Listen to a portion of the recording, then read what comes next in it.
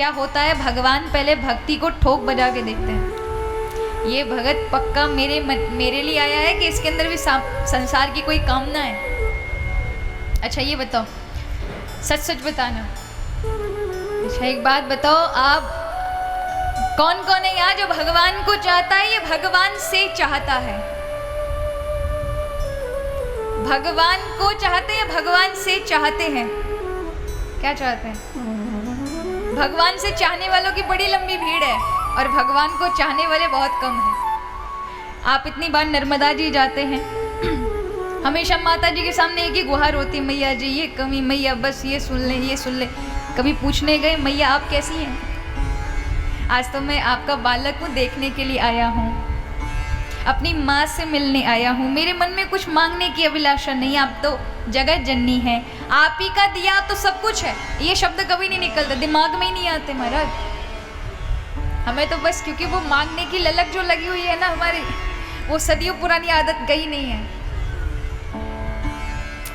बस कभी नहीं गए कि माता जी से पूछ लें, ठाकुर जी से पूछ लें कि प्रभु आज तो मैं कुछ मांगने नहीं आया। प्रभु भी क्या कहते होंगे, डेली खड़ा हो जाता मांगने के लिए, कभी भी मेरे लिए नहीं आया, कभी प्रेम करने के लिए नहीं आया। जब देखो जब अपने ही रोने रोने आ जाते हैं। अच्छा आपके सामने कोई हमेशा ही मांगता ही, कोई भी रिश्तेदार आए और केवल हमेशा मांगता ही रहे, अजी वो दे दीजिए, अभी वो दे दीजिए, अजी वो दे, तो आप भी कहेंगे भैया कहाँ, यहाँ से हमारे से कोई रिश्ता नहीं है, जाओ यहाँ से। एक दिन थक हार कर कह दोगे। लेकिन भगवान कितने दयालु है, फिर भी मांगने के लिए वहीं पहुंच जाते हो, लेकिन वो कभी मना नहीं करते, फिर भी हमारी इच्छाओं की पूर्ति कर देते हैं। लेकिन उन्हें खुशी तब होती है जब हम उनके हित के लिए पूछते हैं, प्रभु आप कैसे हैं? शरणागति के भक्ति के अंदर 6 शरणागति के अंग हैं, यानी शरणागत भगवान के होते हैं। उस जीव के अंदर 6 लक्षण होने चाहिए शरणागति के, जिसमें पहला लक्षण है अनुकूलस्य संकल्पः, भगवान की अनुकूलता में अनुकूल रहना, कि प्रभु यदि आपने मुझे सुख दुख दिए तो मेरे किए हुए कर्मों का फल है, लेकिन मैं तो आपसे ही प्रेम करता हूँ, अन्यत्र कहाँ जाऊँगा, मेरे लिए तो कोई दरवाजा ही नहीं है, मैं तो आप ही का बालक हूँ, जैसे राखो, सुख में राखो, दुख में राखो, हानि में राखो, लाभ में राखो, यश में राखो, अपयश में रखो, मैं आपका। ये है पहला शरणागति का लक्षण। दूसरा प्रतिकूल वर्जयेत, प्रतिकूल माने जो भगवान को प्रिय नहीं है उन कार्यों का त्याग कर दीजिए। भगवान को ये चीजें प्रिय नहीं है तो वो कार्यों को त्याग करें, इसे कहते हैं भक्ति का, शरणागति का दूसरा लक्षण। जब तक ये नहीं आएंगी तब तक जीवन में भक्ति नहीं आ सकती। तीसरा लक्षण क्या है? रक्षति इति विश्वासः, भगवान के ऊपर विश्वास होना, पूर्ण विश्वास होना। वही हमारी रक्षा कर रहे हैं, वही हमारा पालन पोषण कर रहे हैं। जब माँ के गर्भ से निकले थे तब ये दांत नहीं थे जो आप चबा कर आप सब आनंद ले लेते हैं, तब माँ के स्तनों में दुग्ध दे दिया भरण पोषण के लिए, तो क्या अब हमें वो भोजन नहीं देगा? हम तो मानव हैं, इन पशु पक्षियों का जिनके पास कल का कोई पता नहीं कि इन्हें अन्न मिलेगा नहीं मिलेगा, उनका भी प्रभु पालन पोषण कर रहे हैं। आप इस पृथ्वी को खोदें तो इसमें भी अनेक अनेक जीवाणु कीटाणु मिलेंगे, अंदर की गहराई तक खोद लेंगे, वहां भी अत्यधिक गर्म सतह पर रहने वाले कीटाणु मिलेंगे, उनका भी भरण पोषण, जहां मनुष्य की पहुंच नहीं वहां उस परमात्मा की पहुंच होती है, वो उनको भी भली भांति भोजन दे रहा है। जहां हम लोगों की दृष्टि नहीं पड़ेगी वो उनको भी पहुंचा रहे हैं, इसलिए उनको विशंभर कहा गया है, विश्व को का भरण पोषण करने वाले। वो तप्त वर्णम तथा, यानी उनके अलावा किसी से प्रेम ना हो, भगवान ही मेरे हैं ऐसा भाव रखना, और मैं भगवान का हूं, मेरा जो कुछ है सो भगवान का। आत्मनिरपेक्ष, 5वां गुण। यानी भगवान आप जैसे रखें, जिस उसमें स्थिति में रखें, मैं आपका हूँ। चाहे आप मुझे मिट्टी में मिलाकर रख देना, चाहे महलों में रख देना, सब आपकी मर्जी, मैं तो आपके ऊपर ही निर्भर हूँ। ऐसा भक्त। और 6वां है दैन्यता। बहुत भजन कर लेने के बाद भी ये मन में आए कि अभी तो मैं बहुत पीछे हूँ, मैं तो बड़ा पापी हूँ, रात दिन इतने विकार हैं मुझ में, इतने कमी है, अवगुण है, लेकिन फिर भी भगवान अपनी कृपा प्रसाद मुझ पर रखे हुए हैं और मुझे हमेशा अपने से जोड़े रखने के लिए सत्संग, हरि भजन, भगवत नाम, व्रत, जाप, दान, तप आदि करवाते रहते हैं। ये उनकी कृपा है। ये है 6वां लक्षण जो सबसे ज़्यादा जरूरी है, दैन्यता। अब आप बताइए, सूरदास जी हैं, अंधे थे। सूरदास जी के बारे में आप सभी जानते होंगे। कौन कौन जानता है सूरदास जी के बारे में? जन्म के अंधे थे, जन्मांध। वो ऐसा कहते हैं, हरि जी मैं कुटिल खलकामी, जो तन दियो ताही बिसरायो, ऐसो नमक हरामी। भगवान मैं बड़ा कुटिल खलकामी हूँ, आपने मुझे अपना तन तो दिया, ये शरीर तो दिया कृपा करके, पर मैंने इससे आपका नाम और हरि भक्ति नहीं कर पाई। जबकि वो बहुत भक्ति करते थे, लेकिन फिर भी अपने आप को कुटिल खलकामी बता रहे हैं। ये दैन्यता है। भक्ति में ऐसी दीनता होनी चाहिए जिससे प्रभु पिघले, कि अपने आप को तुच्छ समझना कि मैं कुछ भी भक्ति नहीं कर पाता, प्रभु मुझे अपनाएंगे कि या नहीं अपनाएंगे। ऐसे उससे भगवान बहुत जल्दी द्रवीभूत हो जाते हैं। एक बार सूरदास जी बेचारे अंधे थे, तो एक दिन कहीं प्रवचन कर रहे थे, तो प्रवचन करते करते अब प्रवचन जैसे समाप्त हुए तो सब चले गए। वहाँ जितने गांव के लोग थे वो भी चले गए।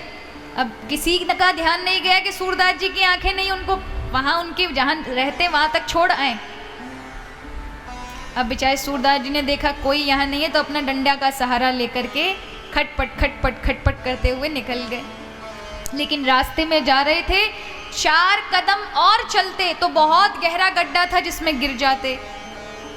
और अपने भक्तों को भगवान ऐसे मुसीबत में डाल नहीं सकते, क्योंकि ठाकुर जी ने देखा अगर मैंने इसको नहीं बचाया तो कल को लोग मेरी भक्ति पर लाछन लगाएंगे। तो स्वयं प्रभु नन्हे से बालक आए और बाबा की लठिया पकड़ ली। अरे अंधे बाबा कहाँ जा रहे हो? अरे गिर पड़ोगे अंदर, कदम मत बढ़ा देना। अरे कम से कम अपने साथ कोई सेवक रखा करो, हाथ पर टूट जाएंगे, इतना बड़ा गड्ढा कौन निकालेगा? सूरदास जी कहते हैं अरे बेटा तुमने मेरी जान बचा ली, बहुत बहुत धन्यवाद। बोले बाबा चलो हम आपको छोड़ देते हैं आपके वहाँ आश्रम तक जहाँ आप रहते हैं। डंडा पकड़कर आगे आगे ठाकुर जी नन्हे से बाल गोपाल, अब अंधे थे इसलिए कुछ दिखाई नहीं पड़ रहा था सूरदास जी को। ठाकुर जी आगे वाला डंडे का जो किनोरी थी वो पकड़ी, और जो डंडे का ऊपर वाला बैत था वो सूरदास जी के हाथ में। अब जा रहे हैं हमारा रेलगाड़ी बना करके, लेकिन सूरदास जी के मन में हुआ भैया ये नन्हा सा बालक है कौन, एक बार इसको टटोल के तो देख लें। और जैसे ही टटोल करके ठाकुर जी से कहा अरे लाला ये डंडा मुझे बड़ा भारी सा लग रहा है, तू अपनी उंगली दे दे। तो ठाकुर जी ने कहा अच्छा बाबा कोई बात नहीं, हमारी उंगली पकड़ लो। आज सूरदास जी ने उंगली के चक्कर में जैसी उंगली पकड़ी हमारा करंट लग गया। एकदम भगवान है, आखिर उनका अत्यंत आनंद घन स्वरूप है, उनका स्पर्श कितना सुखदायी होगा, आनंदमय होगा जिसकी आप कल्पना नहीं कर सकते। संसार का सुख तो उनसे बना है, और भगवान के सुख की यहाँ, क्योंकि ये लौकिक संसार भगवान का बनाया हुआ है, तो भगवान का सुख की तो यहाँ की कोई चीज कल्पना नहीं कर सकते, उसकी बराबरी नहीं की जा सकती, क्योंकि उसकी बराबरी के लिए कोई चीज है ही नहीं हमारे पास। तो सूरदास जी समझ गए भैया ये कोई नहीं, ये नंद का छोरा है। और आज जैसे ही उंगली से झपटा मार करके हाथ पकड़ लिया, ठाकुर जी कहने लगे बाबा तुम्हारी आदत बड़ी खराब है, मतलब उंगली से तुम हाथ पकड़ने की कोशिश करते हो। हाथ छुड़ा करके ठाकुर जी भाग गए। सूरदास जी कहने लगे ओ नंद के छोरा, तो उन्होंने एक दोहा गाया जिसको आज जग प्रसिद्ध कर दिया। हाथ छुड़ा कहाँ जात हो, निबल जान के मोए, हृदय से निकरियो तब जानूंगो तो। तुम मुझे निर्बल समझकर हाथ छुड़ाकर भाग रहे हो क्योंकि मुझ में शक्ति नहीं, मैं अंधा, मैं सूर हूं। लेकिन मेरे दिल में जो मैंने तुम्हें दबा कर रखा है वहां से निकल कर बताओ, तब मैं मानूंगा तू नंद का छोरा है। ठाकुर जी वहां चुप हो गए, लौटे निकुंज वन में। तो राधा रानी को बताया, एक बाबा था, मार्ग बताने गए तो हाथ पकड़ लिया। ऐसे बाबा से बच के रहना, कहीं पड़ जाए तो ध्यान से रखना। अब राधा रानी ने कहा ऐसा बाबा कौन है? तो वो पद सुना दिया ठाकुर जी ने। जब मेरा हाथ पकड़ लिया तो मैं कसकर छुड़ा रहा था तो मुझसे कहता है कि मेरे हृदय से निकल के बता, तब जानूंगा नंद का छोरा। हाथ से तो तू अपना हाथ छुड़ा सकता है, पर मेरे हृदय से तू नहीं निकल सकता, क्योंकि इसमें तो मैंने भर रखा है, कैद कर रखा है। राधा रानी कहती मैं भी उस बाबा का दर्शन करना चाहती हूँ, उन संत का दर्शन तो मुझे भी करना है। ठाकुर जी समझाते हैं, देखो दर्शन करना है तो दूर से करना, वो बाबा को पकड़ने की आदत है, तुरंत पकड़ लेते हैं। आज महाराज राधा रानी गई। अब राधा रानी की तो पायल ही छम छम बजती है ना महाराज, छम छम छम छम। अब आप जो आभूषण पहनते हैं ये तो संसारी आभूषण है, मिट्टी से बने, इसलिए इनको माटी कहा गया है। यहाँ सारी चीज़ें माटी, यहाँ अन्न भी माटी है, यहाँ शरीर भी माटी है, ये सब माटी में मिल जाएगा। भस्मीभूत हो जाएगा, जल जाएगा तो राख बनेगा, गाड़ दोगे तो कीड़े मकोड़े खा के ये मिट्टी में ही मिल जाएगा। उसी मिट्टी से सोना चांदी अन्य खनिज पदार्थ निकलते हैं, उसी मिट्टी से अन्न है, इसलिए सारा संसार मिट्टी का कहा गया है। क्या कहा गया है? मिट्टी का है। इसलिए कहा भी है कई लोगों ने कि मत रीझना शरीर की सफाई पर, मत रीझना शरीर की सफाई पर, सोने की बरक लगी है मिट्टी की मिठाई पर। ये जितनी सुंदरता है वो सोने की बरक है, लेकिन है क्या इसके भीतर? मिट्टी। क्या है? जो एक दिन मिल जाएगी इसी मिट्टी में। तो हमारे और आपके आभूषण जो पहनते हैं ये सब मिट्टी है, लेकिन राधा रानी के आभूषण, भगवान के आभूषण कोई मिट्टी नहीं है, बल्कि हम और आप जैसे जो अत्यधिक ज़्यादा भगवत भक्ति करते हैं वो भगवान के पार्षद बनकर भगवान के आभूषण बन जाते हैं। उन्हें आभूषण बनने का सौभाग्य मिलता है। जो भगवान की अत्यधिक प्रीति करते हैं, भगवान से अत्यधिक प्रेम करते हैं, वो कोई नूपुर बन जाता है, कोई पायल बन जाता है, कोई कुंडल बन जाता है, और भगवान के आभूषण बनकर भगवान की सेवा में हमेशा उपस्थित रहते हैं। तो भगवान के नूपुर जो थे वो भी कोई सेवक ही था, कोई पार्षद था, अब वो बज रहा था। सूरदास जी समझ गए ये कोई साधारण पायल की झनकार नहीं है, श्री जी हैं हमारे समक्ष। नेत्र बंद कर ली, नेत्र तो बंद थे ही उनके, वो चुपचाप बैठे रहे। राधा रानी और करीब आई, उन्होंने बस माला पकड़ ली जैसे उन्होंने कुछ सुना ही नहीं है, और नजदीक आई। जैसे करीब आई सूरदास जी झपटा मारने चाहते थे चरणों की ओर कि राधा रानी के चरण पकड़ लेंगे। जैसे ही हाथ बढ़ाया झपटा मारने के लिए, राधा रानी को पता था, ठाकुर जी ने बोला था बाबा की आदत है पकड़ने की, तुम बचकर रहना। तो पीछे हट गई। जैसे ही पीछे हटी, लेकिन पायल हाथ में आ गई, झुन करती हुई पायल पकड़ ली। अब तो सूरदास जी ने हाथों से बांध के पायल पकड़ ली, नहीं देंगे नहीं देंगे।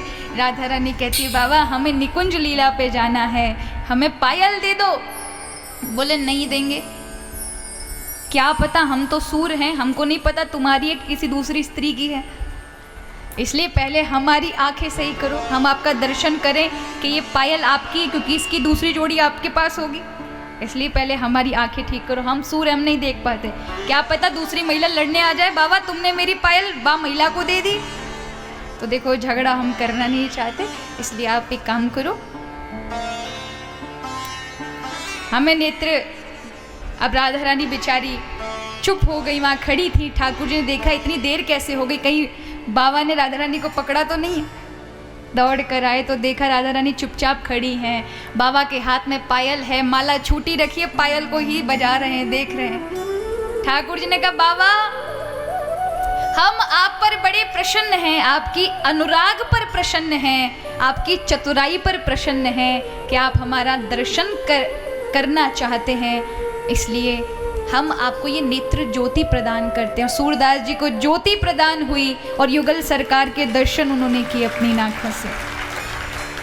पायल राधा रानी के पैरों में बांधी, प्रणाम किया, माँ भगवती मुझे क्षमा कर दो, बालक हूँ, क्या करूँ, जीवन में कभी आपका दर्शन करने का सौभाग्य नहीं मिला। इस पायल की वजह से, इस पार्षद को ले जाने की वजह से, और अपने भक्तों को कभी आप दूर नहीं करती, इसलिए आप मांगने लगी उस पायल को, और हमने हठवश आपसे अपने नेत्र मांगे और आपका दर्शन करना चाहा। प्रभु सूरदास जी की भक्ति पर इतने प्रसन्न हो गए कि उन्होंने कहा कि हम तुम पर प्रसन्न हैं, कुछ मांगो। तो सूरदास जी कहते हैं, महाराज अगर देना चाहते हैं तो मुझे अंधा बना दो। ठाकुर जी कहने लगे, कुछ देर पहले तो आंखें मांग रहे थे, अब अंधा क्यों बनना चाहते हो? बोले, आंखें मांगी थी आपके दर्शन के लिए, अब इससे ज़्यादा हमें दुनिया का दर्शन ना हो, ये छवि मन में बसी रहे, इसलिए मुझे अंधा कर दीजिए। और फिर से सूर हो गए, और तब से भगवान की वो शाश्वत लीलाएं देखते थे, और फिर देखते थे भगवान की लीला हो रही, उसी पर पद लिख दिया करते थे। ये पद उन्हीं को तो है, मैया मोरी मैं नहीं माखन खाए हो, माटी खा रहे हैं तो प्रभु बोल रहे हैं। ये सब सूरदास जी के पद हैं, जो उनको शाश्वत इन आँखों से, अंधी आँखों से भगवान की लीलाएं दिखती थी।